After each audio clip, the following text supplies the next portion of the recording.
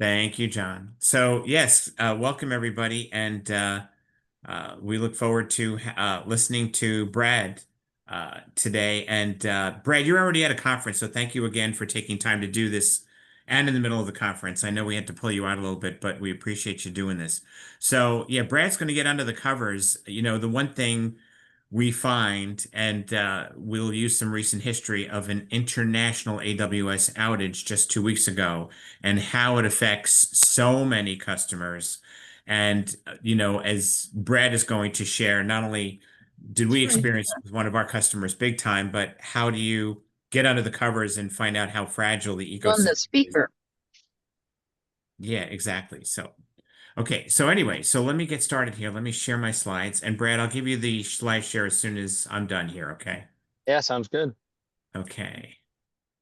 So I don't have any polling questions today just because I was traveling and I ran out of time this morning.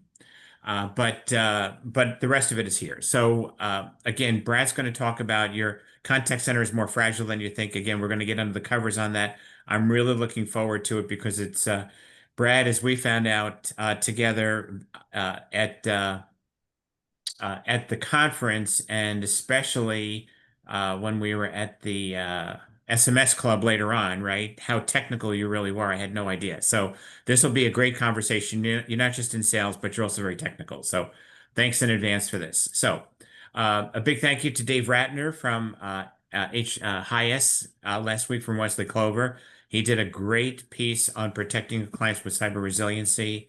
And so, if anybody needs any information on that or wants to do a replay, of course, any member can go and watch a replay. Great information from last week. Quick, a quick slide here. The subscription model of buying music is bankrupt. I think you could make available the second coming in a subscription model, and it might not be successful. This was actually a true statement by somebody very famous. Does anybody want to guess who that could have been? Famous quote. I was shocked. It was actually Steve Jobs from Apple in Rolling Stone magazine 2003. So the subscription model was bankrupt. Okay, well, if he was alive today, he'd obviously be sharing some different insights there. So again, we've got Brad on. So thank you, Brad, again. Looking forward to your talk. And Dave, over to you. Hi, Steve. Thank Hey you there. for the shout out. Just want to welcome everybody back from the conference. I think we're about 3 or 4 weeks post-conference now. And as we settle into the new year, I just want to remind all of my fellow VAC members that renewal times will be coming. So as soon as you feel comfortable with renewing your membership, please reach out to SCTC headquarters or go online and request your invoice for 2026. And I'm still reeling from the excitement from this year's conference. I can't imagine being any better than it was this year. So we shall see. I know that's a tough one to beat. It really is. And this was actually our first year where we did not have, uh, Cap Hill organizing the event and detailing it. That was all volunteerism this year, along with Fran Blackburn, of course, who was with our headquarters at the time now with Five Nines. And congratulations, Fran, on your new. She's not on today, but a big congratulations to Fran on her new role. She's got the analyst and consultants together with Five Nines. So they have now somebody dedicated for that, which is very exciting. And yeah, it was an unbelievable conference. The food was excellent. The sessions were excellent. The venue was excellent. I think the only thing that could have been done better, which we will do next year, is the location. Yeah. Because Reno was a little bit difficult to get to for many of us. There's really no reason not to be there next year because we're going to be in Dallas. I understand that we're going to be in Grapevine at a Hilton, and I understand that it is close enough to the airport where the Hilton is actually offering free shuttle service to the airport. Okay, it's that close. So, and if it really works out, we may be doing more than just next year there. So we'll see how that goes. But obviously, from a travel point of view, most everybody that I know, unless you're in South Africa, you can do a flight direct to Dallas. So, so which is Just great. dust off those cowboy boots and let's get it up. Exactly. So, so just another thought too. Again, for the consultants as well, we're coming towards the end of the year. We're going to be renewing, shortly. Bill Magnuson could not be on today, so pinch hitting for Bill. So, yeah, we'll be looking at renewals shortly with all the consultants. And again, we continue to expand our reach. I'm sorry, did someone say something? Okay. And looking forward to having Brad on today. So again, just mark your calendars next year.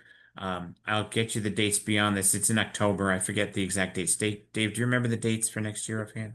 I had a 11th slide, through but I pulled it. 11th through the 14th. Oh, thank you. Thanks, Mike.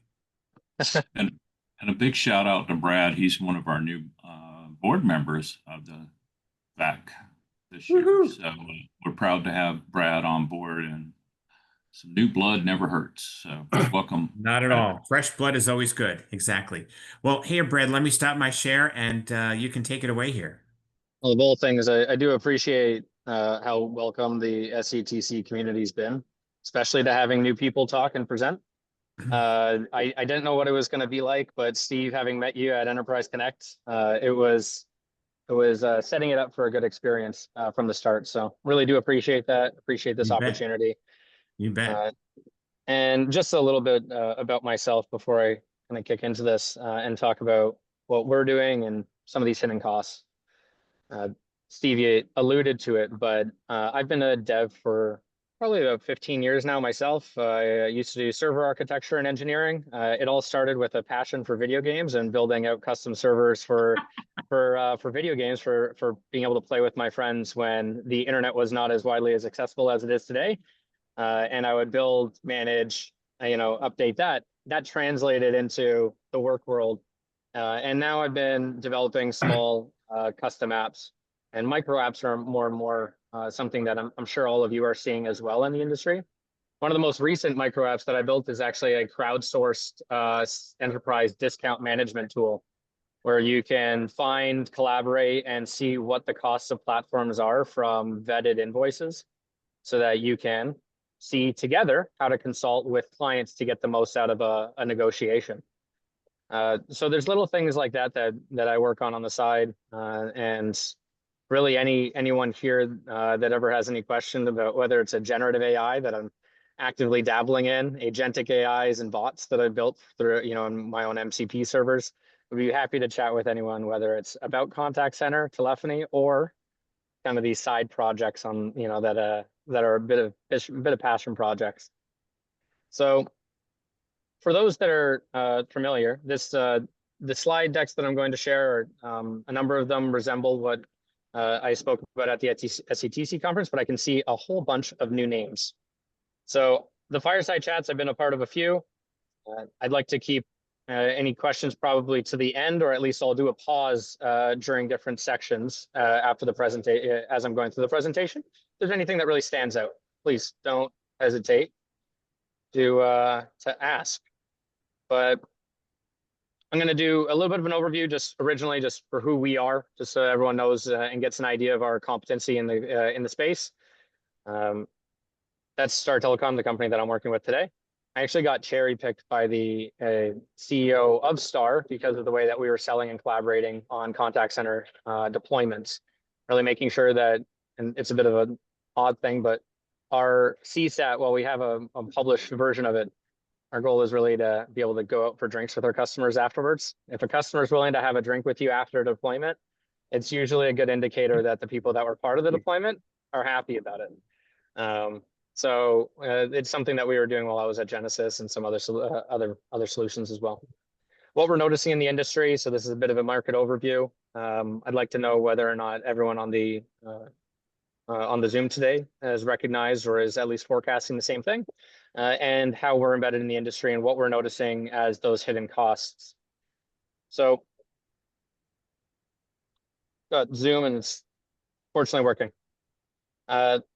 Secondly, how are clients going through these evaluations today?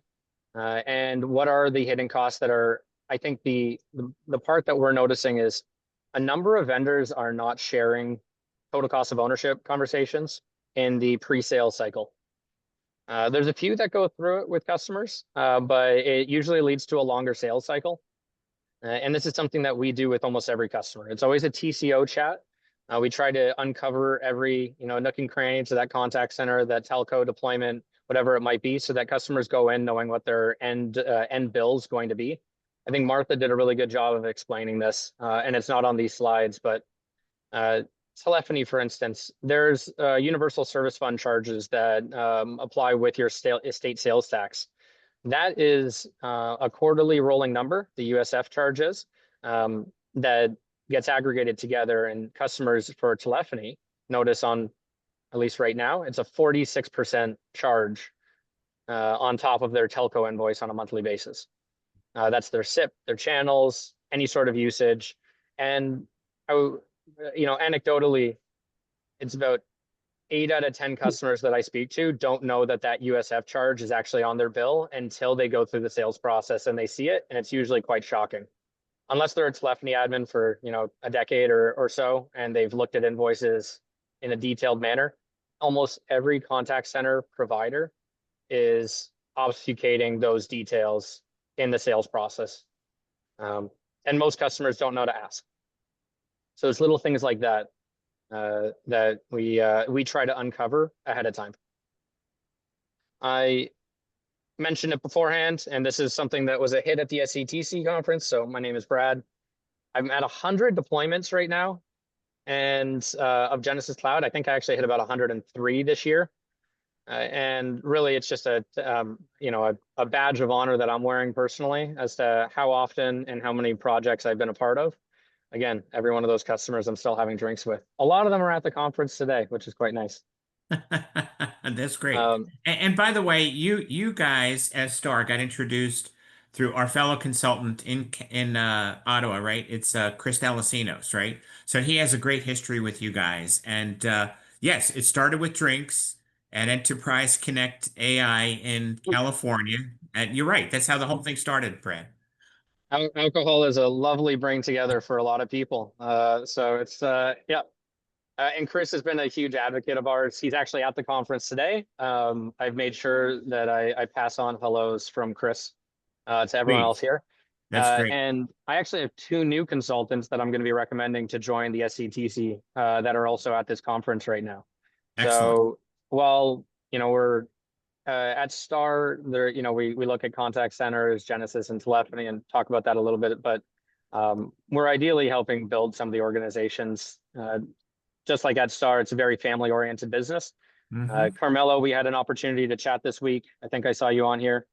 Nick as well. But really, the sentiment that I always want to pass through is there's a lot of, I would, and I'll do the air quotes if anyone's looking at the screen, but there's a lot of value-added resellers that I would say they've lost the sense of what value is. And it might be because technology's become a bit too commoditized and they feel like it's easier to deploy. So that excuse is a lack of effort. And we're seeing it more and more in our industry, in CCaaS specifically, where we've actually been branded from a few customers as the best second husband. Which is a bit rude in some capacities, but we understand the behind the scenes to that, where they get sold things up front where they leave out details, and then afterwards we're there to be transparent and help guide along the way. Even things like what's on screen right now, the market outlook slides. So what we noticed over the last 12 months, it's been a drop in sales overall. New projects are not where they were for new logos. But what we are seeing is that forecasting into 2026, more and more customers are expecting to increase their budgets. Now, the specifics around that, and the devil is always in the details, it is not to increase budgets and deploy new softwares. It is very much to get more out of the existing lemon that they're squeezing. And hopefully not every product that they're squeezing is a lemon. Most of them are much better than lemons, but the idea is to get more out of the existing investment that they've already put forward. And I would say almost every customer that I'm talking to at this conference today is in the same boat. They're not looking at going through RFPs. They're not looking at migrating from A to B. They're looking at what can, insert technology, TalkDesk, Amazon, Genesys, and they actually get us for a return on the original value that they anticipated to get something out of. So we go through these types of assessments with customers to try to also assess, collaborate, hopefully with the number of you that are on this call, and what those evaluations can look like. And from our side, we are far less the consultant. And again, where I think I'm hoping there's some collaboration after this, we help customers from the technology side. How can you tangibly deploy X, Y, or Z to your contact center to get the outcomes that you're looking to get? And we frankly have a gap from the business assessment side, which is where, again, want to be able to work with yourselves. The second is investing in tech over talent. So we're certainly seeing that there's a flat line. Not to say that it's dead, but it's certainly not growing in customers expecting to invest more in agent count. And they're looking to see how software can reduce agent count. They're looking at maintaining that the same agents that they've had in the past. I'm even seeing more customers question why are we signing up for a traditional license model per agent? That question's coming up pretty frequently now. And there's a few enterprises that I'm working with that are previously in their prem days were committed to well over 8,000 contact center seats. And in the renewal phases right now, they're looking at 2,000 to 3,000. There's almost a 60 to 70% drop off in just the commitments that they're willing to put forward because they're expecting some of these outcomes to be to actually come to fruition. Whether it be self-service, containment rates, etc. So what do you think that is, Brad? Sorry.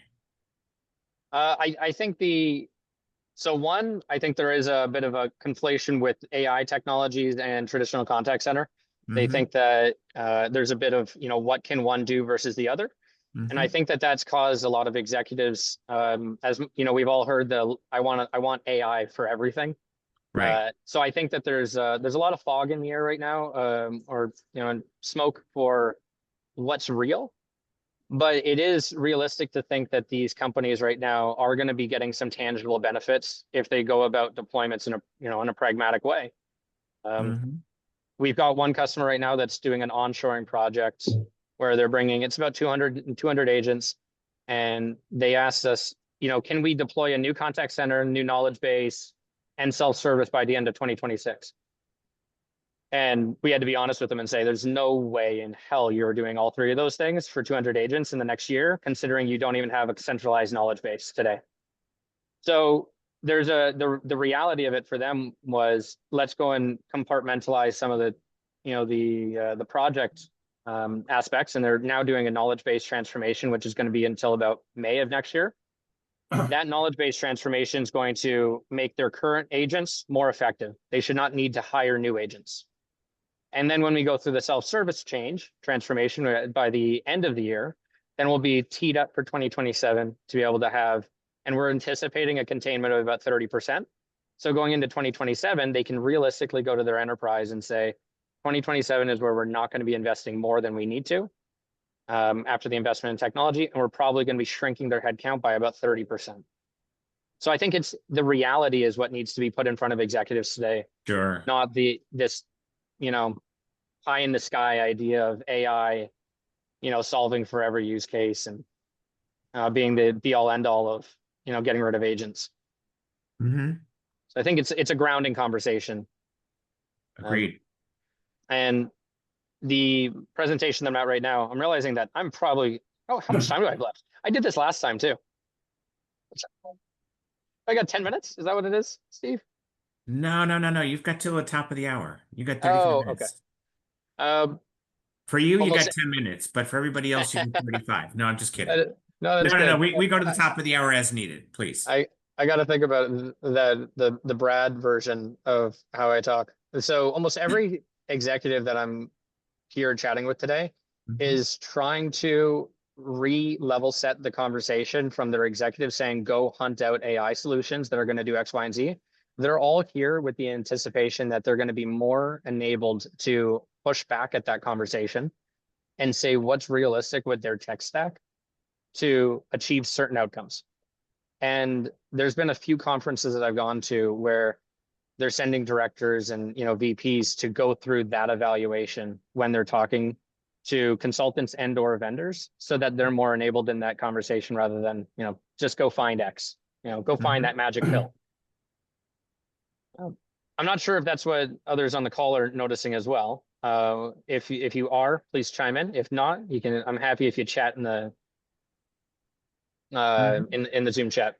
So it does relate to the buyer expectations being misaligned to what vendors are enabled to also talk about. And this is where I'm not sure what everyone here is, how you work with vendors, but the one thing that I notice pretty actively is I almost get a lot of, I get the proposal of what a customer is expecting me to build before they understand how it could be built.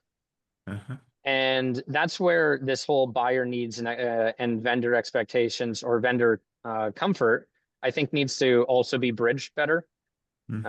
And for yourselves working as consultants, I would almost ask every one of you to put the onus, as you're consulting your customers, to really hold a candle to each one of your to their vendors that they're talking to be honest, but also do more with with what they're proposing. Because a lot of the the standard should consistently get higher to what vendors and VARs are expected to do for customers. It should not be that, it's Genesis is a single hand to shake and it's a one-stop solution. It's too fluffy of a narrative. We need to be able to, get into the details of what the deployment looks like. How are we going to configure every little bit of that solution to sing for that customer? And we should be the ones that are being held accountable to that expectation, not a customer, working on their own to build out requirements. I think that that's a serious problem in today's market right now. So that's the misaligned expectations.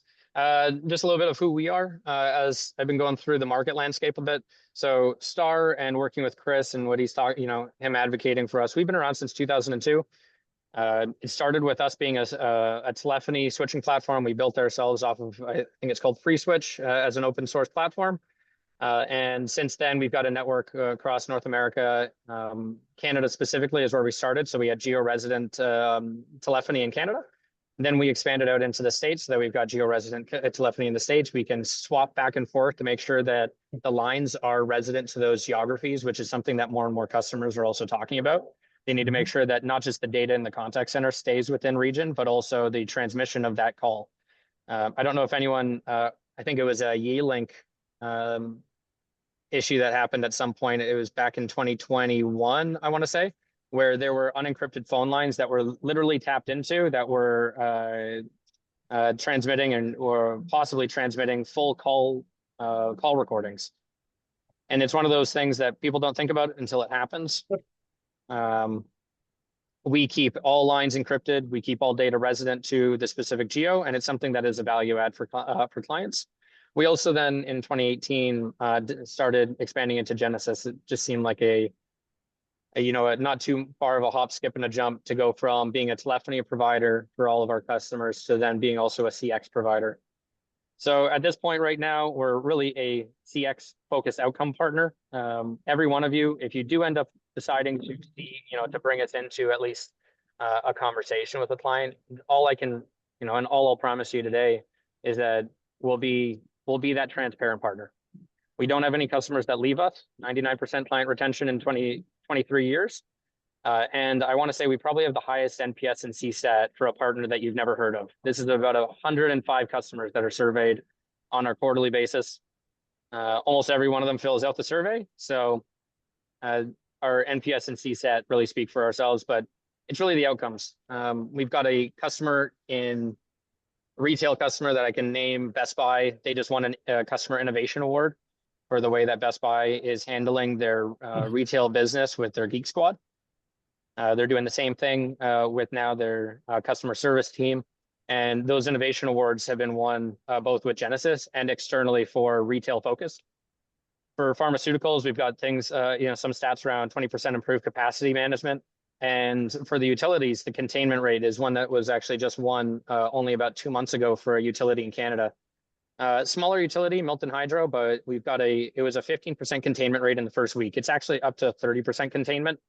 for all utility inquiries, and they're at a 70% containment when it comes to IVR self-service when outage management is in question. So it's really just outcomes. That's our So focus. let me throw a one-liner at you, Brad. Okay, only Sure. because again, these fireside chats are educational in nature, less salesy. You know what I mean? So Yep. it's not to Let say me anything move. less about it, but no, but we can always use use cases. You know what I mean? So just the one question that keeps coming to mind is I think the questionable, comments, not questionable, sorry.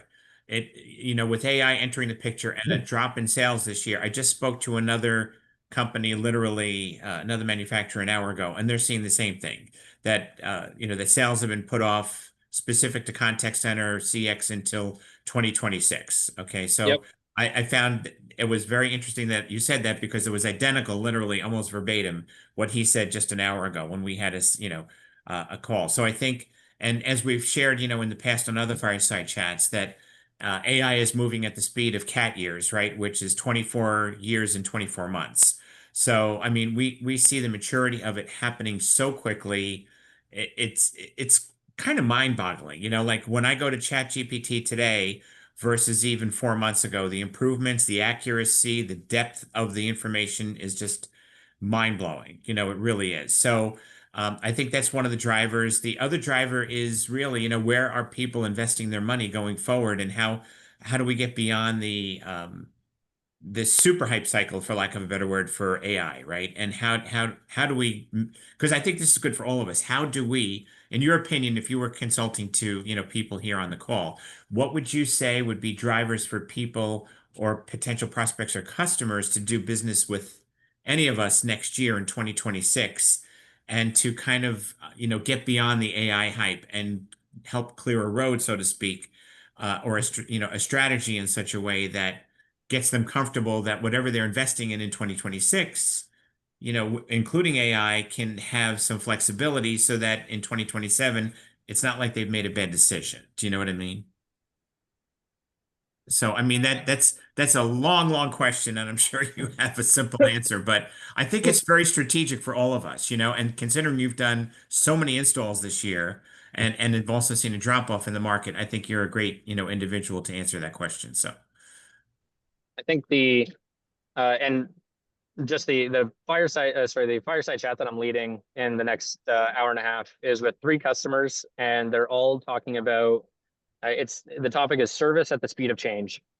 How are they going to be keeping up now that, and as you said, you've got a chat GPT or a Gemini in their pocket? Every customer does.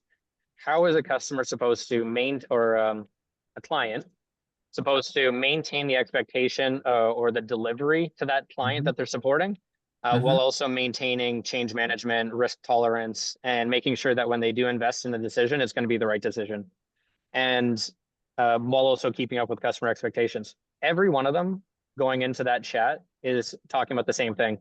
One, it's pushing back on the executive expectations, like I was mentioning at the start. It's grounding the conversation on what vendors can do.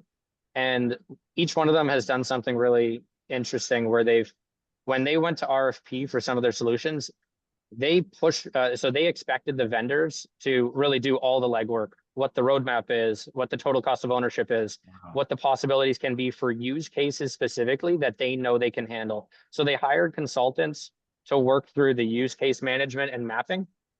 And then they put that into accomplishing use cases in their RFP versus simply saying, can your solution do self-service? Does it Mm. have, can it integrate to a chatbot? Build me in the RFP process, build me the proposal to accomplish this. And can you promise a 60% containment rate? Wow. So I think that that's a change in the approach to the way customers should be going to market. And that's what's we're going to be held accountable to for next year Hmm. and beyond. Because if we can, if we can answer a use case and say, it's going to cost you $100,000, but we're going to have a 60% utilization or containment rate. Realistically, you're probably going to downsize your staff by 4 people. That becomes a pretty transactional ROI, but it also gives them a number to hold us accountable to. Is it more than 100 grand in the end? Is it, did it cost me $500,000? Is my ROI getting blown up by, in year 1? So it's a strategy shift. The unsuccessful customers that I've seen so far they go to market still looking for feature functionality. They don't know their tech stack and they don't know their maturity of how they're supposed to get to certain outcomes. They think it's easier than it is.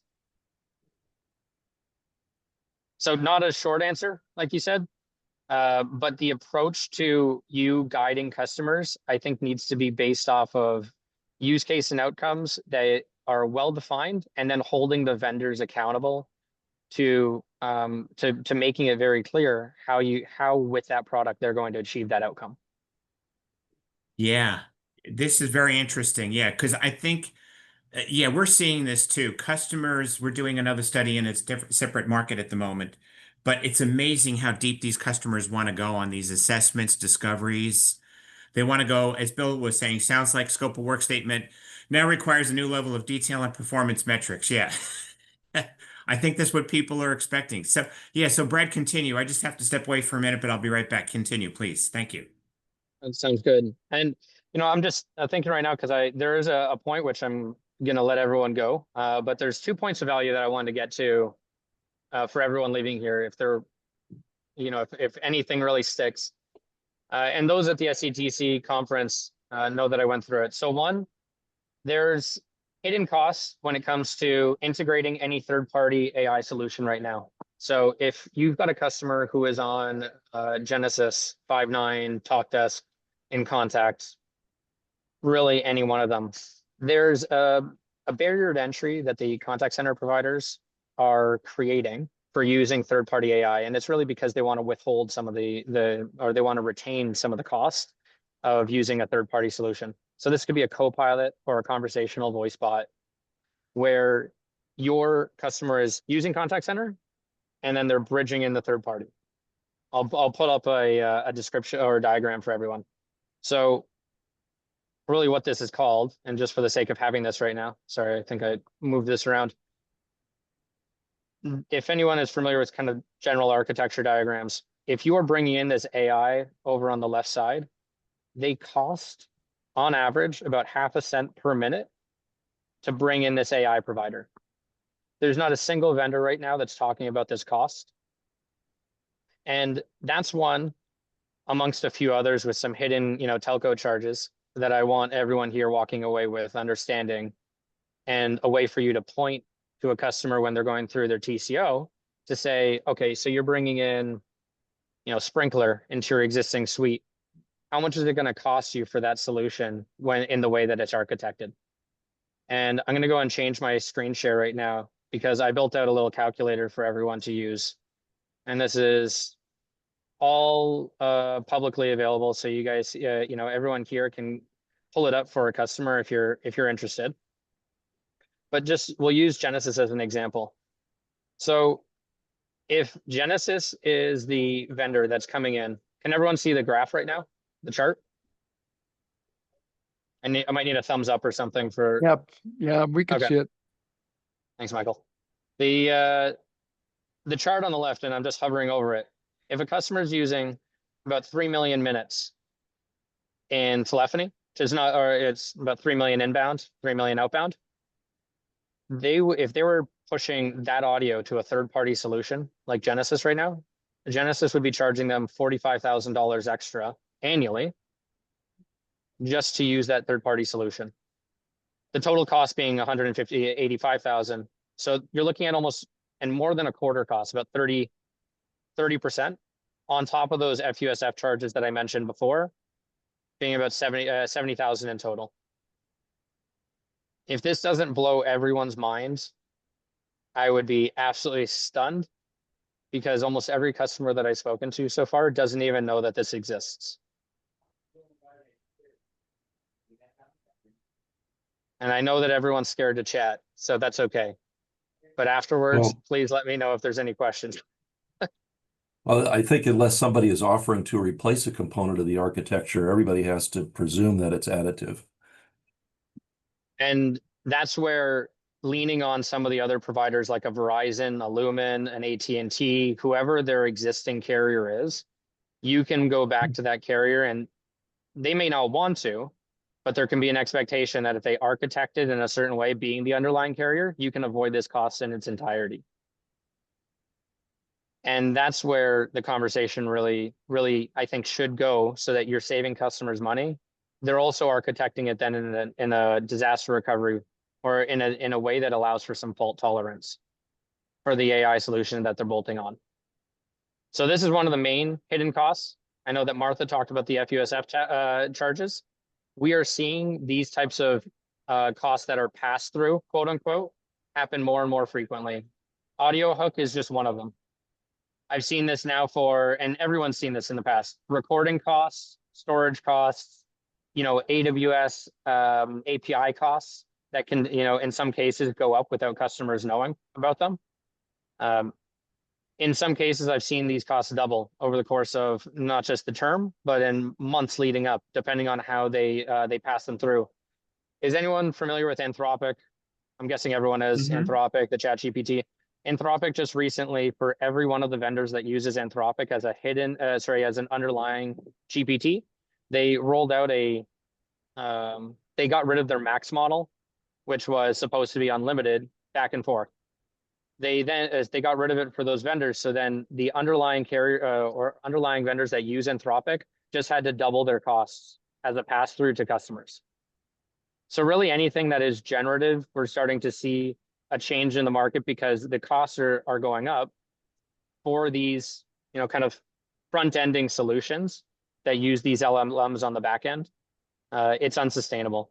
ChatGPT just rolled out a $120,000 a year agent that's supposed to displace three humans. People that can do three, really it's just 3 workers. So that's the first part here. If there's any other questions, those are some of the hidden costs. I'm going to put a table together of what we're seeing in market, and I'll send it over to everyone after the session. But it's things that you should be guiding every customer on. Are they aware of them? And if you invest in this technology, are these costs going to change either midterm, which in some cases you can have terms and conditions that are linked to web pages that do change. That's also not something that I've seen stay the same throughout contracts. Certainly comes up. And we're also seeing that using these third parties on top of it have costs changing because their underlying providers modify their costs. In most cases, the T's and C's are allowing them to do that mid-contract. And customers are not used to the way that contracts are written today. They're not just agent licenses. They're all pass-through charges from one subcontractor to another. And it's certainly not an unusual circumstance for customers to get caught up in their budgets being blown up far before they expect them to. Excellent.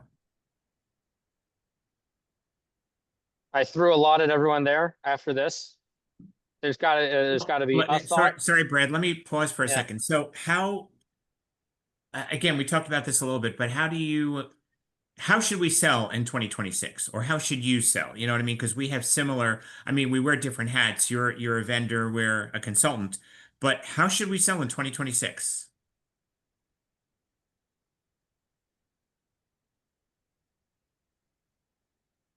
I wish I had the golden pill for that. I do think that value-based selling is coming back. I know that that's what everyone here does really well anyways. And I think that it's a change of models. Everyone's familiar with the TSD model, the master agents. Master agents have, I think, sucked a little bit of the life out of what consultants are to the core. And I frankly think customers are starting to come up for renewals where they were sold on something that they didn't actually get. So I do think 2026 is a bit of a comeback to a level ground of, selling back based off of, there's a relationship, there's getting into the details. I honestly think use case selling is going to be the most impactful thing that any one of us can be doing. Selling and expecting vendors to be delivering proposals based off of use cases, not based off of ambiguous features and functionality. So I do think that that's my approach, at least. Every customer that I'm talking to right now, we're going after the use case approach. and we're being held accountable to what we're saying we can deliver. So I don't know how Yes. well that translates for you Yeah, guys. no, but so But that's a great question. So how are you being held accountable, like say contractually, right? Because there's always contracts, there's SLAs, there's performance, there's there's contract outs for non-performance. So how do you, as Star, as one example, right? Again, we're using yep. you as an example here. How do you do that, in terms of your performance? What do you do there? Outside of Oh, so SLAs, if there's an outside that. oh, it's a great question. I mean, SLAs and credits are traditional for AI Yeah. models that we're selling. We're actually selling based off of containment rate. 100% containment rate needs to be achieved for us to even do a deployment. And I know that that sounds a little wildly, crazy for a VAR to do. If we're working with a utility that we know we can get to 60% containment rate and the average cost of an agent's $5, we'll write it into our contract that they'll Wow. only be paying us for committed, contained interactions. It's a So hard thing to wrap your head around because it's a weird model, but that's what we're doing right now. now, is that for all contact center calls, or is that just AI, or both, if you will? Right. That's how we're selling AI. Yeah. So we have a very proactive CIO that we're working with right now. We're doing a lot of AI with them, and he constantly brings up the question, do you charge for unfulfilled, calls, i.e., the AI does not get to Yep. the agent, or the AI does not fulfill the appointment or the prescription refill or whatever Yep. vertical you're in. This happens to be a healthcare example. But yeah, and so they want to credit back, and it's a big question for most of these AI providers. Most of them are not doing it. It's a very progressive thought, and obviously it's a new de facto standard. It's a new SLA almost, in that sense. We are actually doing exactly what you're saying because we've noticed that projects won't get off the ground if we can't put a number beside what our expected containment rate is. So we create an SLA that is, and it's the equivalent of an SLA. Yeah. Uh-huh. We'll say that we're going to contain 40%. You only pay us for contained interactions. If we don't well design the bot, we don't get paid. Wow. It's So a bit of a, yeah. it's a bit of almost a gamble because you're also expecting the customer to step up, right? We absolutely are. So we'll only do it if we have executive alignment. We don't Okay. go into these engagements if we don't have, proper exec alignment. If we're just working with someone who is kicking tires, we will absolutely not position something like this because it's a risky move for everyone involved. But Mm-hmm. the outcome is supposed to be it's supposed to be transformative. I mean, if we're saying that we can get your cost per agent or an automated interaction versus it being handled by an agent cut in half, that's where our margins are, and that's where Mm-hmm. they can still save money. So there's So incentive on both sides. right. So is there again, we build ROI into every one of our models, of course. So do you attach that also to some of what you do? There's not a single deal, and I can say for certain because I do all of our North American sales. There's not a single deal that we do where we don't have an ROI and a TCO that is well defined, outcome based, where we're looking at every type of interaction and we're assigning what can reasonably be 100% automated, what can just have a reduction in handle time because of certain self-service assistance that then gets Mm-hmm. translated to an agent if it's escalated, and we Sure. put a value beside every single one of them. We still get paid for the agent licenses, and that's how we try to differentiate where is a customer going to be committing to standard licenses, where are they going to be committing to a containment model, and then where are we committing to them that we're going to achieve that containment model. Wow. That's where they hold vendors accountable. Is I think the best thing that we can all do going into 2026 is cut through the fluff, try to plant, pitfalls for the vendors that are just selling based off of the, we can do everything, Yeah. Yeah. and make the customers feel comfortable to say, I don't actually think you can, and would you stand behind that number that you're giving me? Yeah. Yeah. So let's just say we brought you into a deal, right? As an example, right? So obviously, a lot of what you're sharing right now is also what we do. And I'm not saying that we're competing, we're not, okay? Yep, But not at all. how would we kind of complement one another, so to speak, that we've been hired to do a needs assessment for a client. Actually, maybe go to bid, maybe not. We haven't figured that out yet. In one case, an incumbent actually is getting the whole deal with a different app that we're using with a client right now. But what would you recommend that we would do, and then either hand you off or bring you in partnership wise from a networking point of view? Again, we're not sharing fees here. We're playing the Yeah. traditional independent consultant. But what role would we play and what role would you play? Or I mean, could you even support some of these areas that you're doing, that we're doing? I don't know. I'm just talking out loud Nope. here. I'm glad you're asking. There's Because, and I I'll tell you why, because your model is really specific. It's very unique, and it's hugely value based. You know what I mean?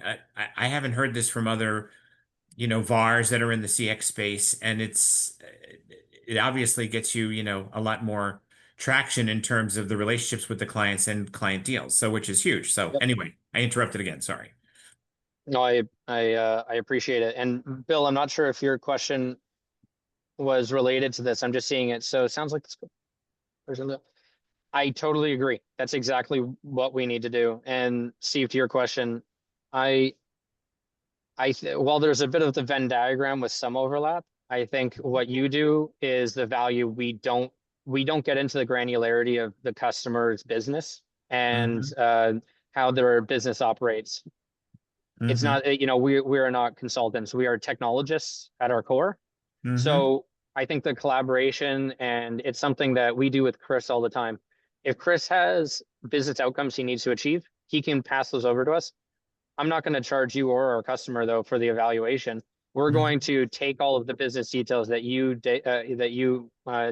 gather, and we're going to tell you the feasibility of deploying it with the technology that you're looking at.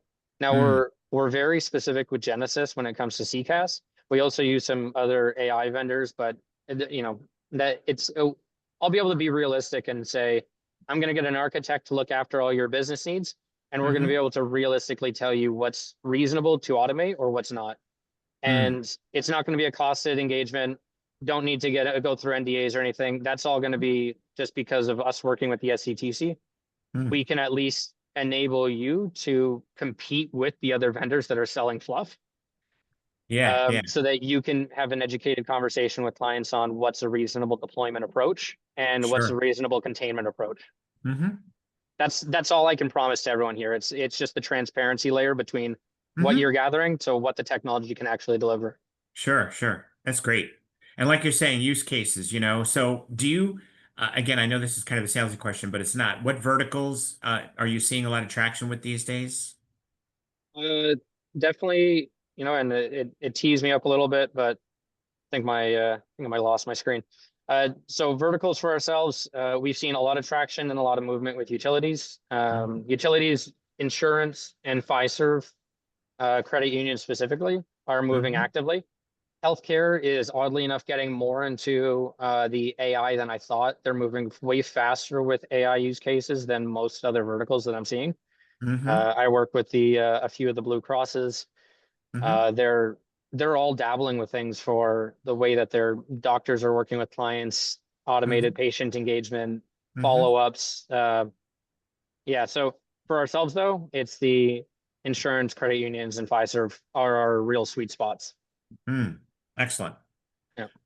Yeah, because we're seeing a lot of the same things too. So that's great. Mike Smith, did you have a question? Sorry. I know you popped your video on.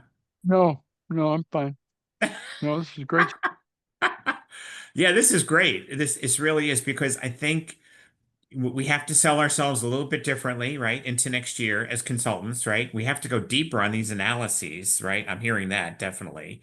Yep. We are, and actually that's a huge differentiator to an agent in the sense that we go way deeper and do the analysis and the ROI that an agent would never do. And then the Yep. big thing that I'm hearing from several of the manufacturers, some of them being on this call, is the fact that the agent model has really gone, I'll use the word sour into some degree, because, or to a large degree, because what they promise is a great install, but they're just assuming that the manufacturer, and it's not the VAR who's going to handle it, and they overpromise and underdeliver, and then for lack of a better word, help sour the relationship with the vendor itself, with the chosen vendor. So Yeah, they don't have resources to implement properly, and have the expertise to even, decide properly, and then, we've been having some one-liners over the last couple of weeks on our fireside chats regarding just the legalities, especially when it gets into city and state government and how that can be problematic. yep, Rick has a major city that he works for as an example. And yeah, you just can't have an agent be the consultant of record, so to speak, and offering free services or offering, whatever. And then, considering that a consultant, it's actually, it breaks all the rules in city and state government around conflict of interest and ethics and all that stuff. So it's very, very interesting that they really have to hire somebody who's independent, who's an industry expert, So again, it goes back to absolutely. that as well. Yeah. So cool. Yeah. Any questions, anybody? We're getting towards the top of the hour here. Boy, Brad, this discussion's been great because I never, again, we have been involved in a client that has really, for lack of a better word, forced us to go very, very deep beyond what I had even expected. um Knock on wood, something that would have taken me 4 to 5 days to review on a specific task out of 10 that we were given. One of them I needed to do some catch up on, and I had some of it, but not all of it. Going to ChatGPT, and what would have taken 4 days took less than an hour to at least identify and conceptualize. Not that I was taking the whole thing or whatever, but the stuff that's on there is just and again, it's other, co-pilots too, of course, but yeah, it's amazing what's going on in AI today that just from that point of view, it's amazing, and I personally use a little AI note taker, for all of my meetings because it's extremely accurate. And not only that, but it gives you all of the details that you would need that I couldn't scribble fast enough or write fast enough from the client, and they caught it all. And then I'm going, wow, not only recorded it, but guess what? I had some great talking points in there. Oh, I got to repeat that on the next one, et cetera. So yeah, it's Yep. it's huge in terms of, increasing our value just from a knowledge base, So okay, this is great. Well, So 2 minutes to go. Any questions from anybody? Okay. Hey, Bill Doolittle, I'll let you finalize this with any comments or any final questions here, Bill. And I think he's and if not, I'll just say as well, I did just appreciate the time, and I hope it wasn't too salesy to start first one, but no, I that's all would right. like to be back on. I'll happy to help, well, really in any way to share what I'm seeing clients do in market. Yep. So I appreciate the time, everyone. Well, and good luck with your next talk. And again, thanks for making time available for us today there, Brad. We really appreciate the time. Thanks, Brad. Absolutely. Thanks, Great everyone. job. Thanks, We'll talk Brad. soon. Thanks, everybody, for joining. Take care. See you next week. Bye, everyone. Bye-bye.